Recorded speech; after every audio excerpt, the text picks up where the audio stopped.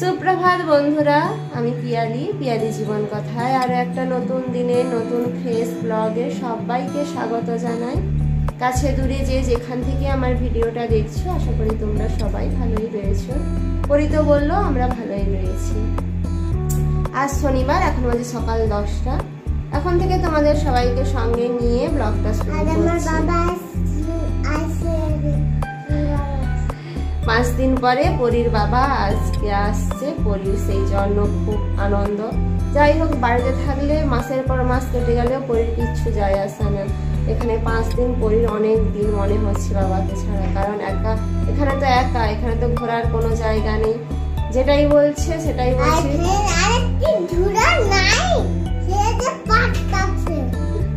Park আছে, সন্ধ্যের সময় শুধু পার্কেই যাই, এছাড়া তো আর কিছুই নেই। যেটাই বলে সেটাই বলি,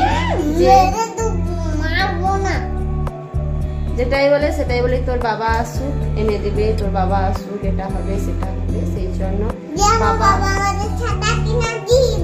বাবা আসার জন্য অপেক্ষা করছে। যাই হোক, সকালের সমস্ত কাজকর্ম শেষ করে নিয়েছি। 10টা মতো বেজে গেল। পরিও ঘুম থেকে উঠে পড়েছে, ওকেও ফ্রেশ করে নিয়ে গ্লুকোজ খাইয়ে দিয়েছি। আমিও শরবত খেয়ে থালা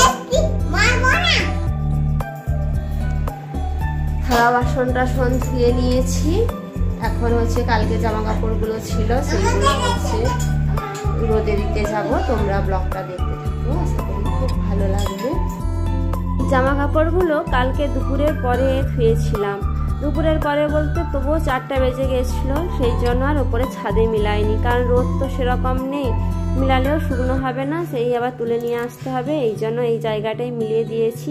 আর এই দড়িটা আমার নয়, এটা হচ্ছে পাশের কোয়ার্টারের। সে হচ্ছে মানে বাড়ি গেছে, যতদিন বাড়ি থেকে না আসবে ততদিন মিলাই, তারপরে না হয় বাইরে একটা দড়ি টাঙাতে হবে। দেখা যাক তারপরে কি হয়। সেইগুলো হচ্ছে মানে জলটা ঝরে যায়, শুকনো হয় না, ছাদে নিয়ে এলে শুকনো হয়ে যায়। তারপরে হচ্ছে ছাদে এসে মিলিয়ে দিচ্ছি। রোদ খুব যে প্রচুর তা নয়, কিন্তু হচ্ছে গরমের তাপ প্রচুর আছে। যাই হোক, রোদে মিলিয়ে দিলে তাড়াতাড়ি শুকনো হয়ে যাবে। আর এই দেখো বাইরেটা, আর বাইরে না একেবারে বেরোনো যায় না এখন এখানে এত বানর কুকুর, মানে বেরোনোই যায় না, মানে সন্ধে ছাড়া বেরোনোই যায় না। বিকেলের দিকে তো একেবারে বেরোনো যায় না। পরীকে নিয়ে অনেক কষ্টে, মানে সবাই হাতে হচ্ছে লাঠি রাখে, লাঠি নিয়ে হচ্ছে যায়, নাহলে এমনি যাওয়া যায় না। এখন নিচে এসে এই কৌড়াটা ধুয়েছিলাম, ধুয়ে জল ঝরিয়ে চাল ভাজাটা পুড়ে নিচ্ছি। বাড়ি থেকে আসার সময় দাদাবাবু কিনে দিয়েছিল, এটা নিয়ে এসেছিলাম। এইগুলো খুব একটা আমি না খেলেও তোমাদের দাদা খেতে খুব ভালোবাসে। আর এইগুলো কয়েকটা বেড়েছে, এগুলো আগে খেয়ে নেব আর কৌড়াটা রেখে দেব। আর এই দেখো পরি পড়তে পড়তে সে দেখছে তার বাবা কখন আসবে। তার বাবা ফোন করে বলল আর 1-1.5 ঘন্টা লাগবে, চলে যাব। সেই তখন থেকে দেখা শুরু। এই জানলাটা খুলে দেখছে, খুব একটা দেখা যাচ্ছে না, কিন্তু যেইটুকু দেখা যায় তাকিয়ে বসে আছে। আর দুপুরে কি হয়েছে জানো, এই জানলাটা না খোলা ছিল, এইটুকু ফাঁক দিয়ে একটা হনুমান ঢুকে গেছে, মানে বানর একটা ঢুকে গেছে আর কি। মানে এইটা খোলা ছিল, বুঝতে পারিনি এইটা দিয়ে বানর ঢুকবে, ভাবনার বাইরে। তারপরে হচ্ছে দুপুরে খেয়ে দিয়ে শুয়েছিলাম, ভাগ্যিস তোমাদের দাদা ছিল। ভাবলাম কিছু একটা যেন শব্দ হচ্ছে, যখন দেখি একটা ছোট্ট বানর ঢুকে গিয়ে সমস্ত কিছু, বাড়ি থেকে একটা আম নিয়ে এসেছিলাম, একটা খেয়েছি আর একটা ছিল সেই আম, তারপরে হচ্ছে টমেটো, 2টো কলা ছিল, চাল, তারপরে পাস্তা, সমস্ত কিছু এদিক ওদিক করে কি নষ্ট করেছে বলছি। সব কিছু একটু একটু করে গুছিয়ে রাখছি, একটু একটু করে খাচ্ছি, আর সমস্ত কিছু কত নষ্ট করে দিল। মানে এইটুকু জানলা দিয়েই ঢুকে গেছে, মানে একটু কোনো জায়গা খোলা রাখা যাবে না, একটু যদি ফাঁক পাই ঢুকে যাবে। যাই হোক, কিছু তো আর করার নেই, সময় খারাপ চললে এরকমই হয়। তারপরে রান্না করব বলে চলে এসেছি, আর সেরকম না কোনো সবজিও নেই। তোমাদের দাদাকে আসার সময় একটা ফুলকপি নিয়ে আসতে বলেছিলাম, কিন্তু অন্য দিক দিয়ে এসছে বলে না আর আনতেও পারেনি, আর পাশের দোকানটাও সকাল থেকে বন্ধ। সেই জন্য আমি বলি থাক, যা আছে সেটা দিয়ে খেয়ে নিই, তখন বিকেলের দিকে না হয় বাজারে বেরোবো।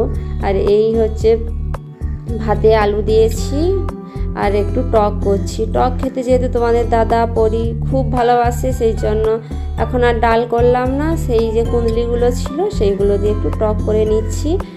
আর এই সজনে পাতাগুলো আজ আবার নিয়ে এসে একটু ভাজছি। তোমাদের দাদা তো সেদিন খায়নি, ভাবলাম আজ আবার একটু করি, সেরকম যেহেতু কোনো সবজি নেই। এই দেখো আমার রান্নাটাও হয়ে গেছে। আলু মাখাবো বলে পেঁয়াজ আর লঙ্কাটা ভেজে নিয়েছি, আর এই শাক ভাজাও হয়ে গেছে, আর হচ্ছে একটু বড়ি ছিল, বড়ি ভেজেছি, আর এই টক, এইগুলো দিয়েই আজ দুপুরে খেয়ে নেব। আর দরঘরটাও না ঝাড় দেওয়া নেই সকাল থেকে, সেই জন্য দরঘরটাও ভালো করে ঝাড় দিয়ে দিচ্ছি। আর এত নিচে দেখছি নিচে বানরগুলো ছুটাছুটি করছে, সেই জন্য ভাবলাম না আমাকে দেখলেই আবার চলে আসবে। তারপরে বিকেলের দিকে না ঘরটা মুছেছি, এখন আর মুছিনি এখন, কারণ পরি তোমাদের দাদা সবাই খাবে বলে না বসে আছে, সেই জন্য যেরকম করে স্নানটা করে চলে এসেছি। সে সন্ধ্যের দিকে ঘর দরটা একটু মুছেছিলাম, আর সেটা না তোমাদের সঙ্গে ভিডিও শেয়ার করা হয়নি, সমস্ত কিছু তো শেয়ার করা যায় না। আর সন্ধে তো পুরো অন্ধকার অন্ধকার লাগছে, তার উপরে একটা রুমে তো কোনো আলোই নেই, একটু আলো আছে সে নাইট বাল্বের মতো, সেরকম কোনো আলো নেই বলে আর শেয়ারও করিনি। তারপরে হচ্ছে তোমাদের দাদা যে এসেছিলো, কত জামা কাপড় পরেছিল, সমস্ত কিছু বিকেলে ধুলাম, বিকেলে একটু শুইনি, সেগুলো ধুলাম, খাওয়ার পরে থালা বাসন ধুলাম, তারপরে ঘর মুছে এই বেরিয়েছি বাজারের দিকে। এতদিন এসছি একদিনও বেরোয়নি, যা এসে একটু ফুচকা খেলাম, কারণ ফুচকাটা এত বাজে সেটা আর ভিডিও করিও নি, আর এত বাজে ফুচকা সে আর কি বলবো। আগে যে দোকানে খেতাম সে দোকানটা না আজ বসেনি, অন্য দোকানে খেয়েছি, খুব বাজে ফুচকা হয়েছে। আর এই রাস্তাটা গ্র্যান্ড ট্রাঙ্ক রোড তো এত সবসময় এত গাড়ি ঘোড়া থাকে, আমি কোনো দিন বেরোইনি, আর একা তো বেরোইনি, বেরোলেও না রাস্তা পার হতে পরীকে নিয়ে খুব ভয় লাগে। আর এদিকে দেখো এই সবজি দোকানে এসে সেরকম কিছু কিনিনি, আলু পেঁয়াজ একটু টমেটো আর হচ্ছে কাঁকরোল আর দুটো বেগুন কিনেছি, এখন একটু খাবো বলে, সেই জন্য আর কিছু কিনিনি। আর এই দুধটা নিয়ে এসেছি, পরীকে হচ্ছে দুধ বিস্কুট দিলাম, আমরা একটু চা খেলাম, পরীকেও একটু চা দিলাম। যাই হোক, আজকের মতো ব্লগ এই পর্যন্ত, পরবর্তী ব্লগে দেখা হবে, টাটা।